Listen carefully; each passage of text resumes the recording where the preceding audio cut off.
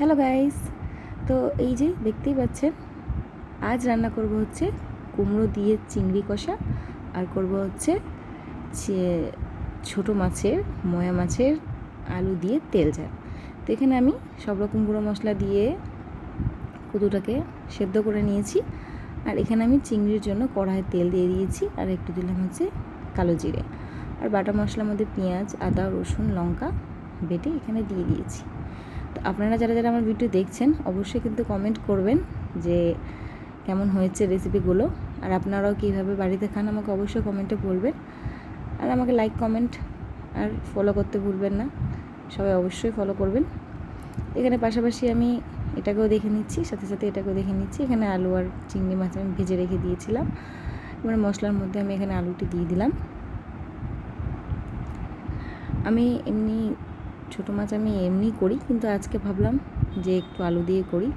তো এখানে যে মাছটাকে ধুয়ে আমি লবণ হলুদ দিয়ে মাখিয়ে রেখেছিলাম কিছুক্ষণ, তো এটাকে আমি কষাতে রেখে দেবো মিনিমাম 15-20 মিনিটের মতন।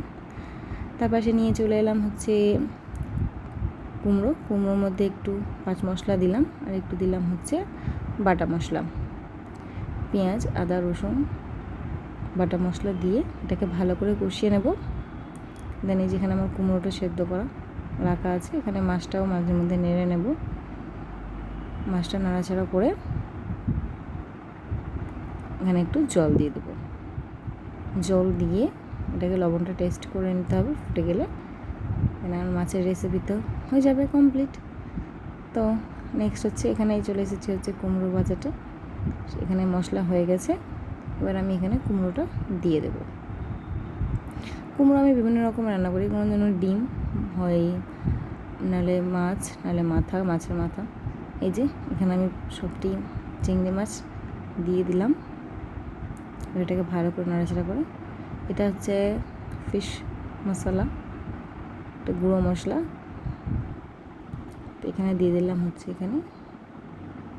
এই যে আমার তো রান্না কমপ্লিট, এই যে ভাজাও কমপ্লিট, আর এই যে মাছের তরকারিও আমার কমপ্লিট। তো অবশ্যই আমার ভিডিওটি দেখবেন অ্যান্ড আমাকে জানাবেন যে কেমন হয়েছে, আর সাথে থাকবেন। আজকের জন্য টাটা।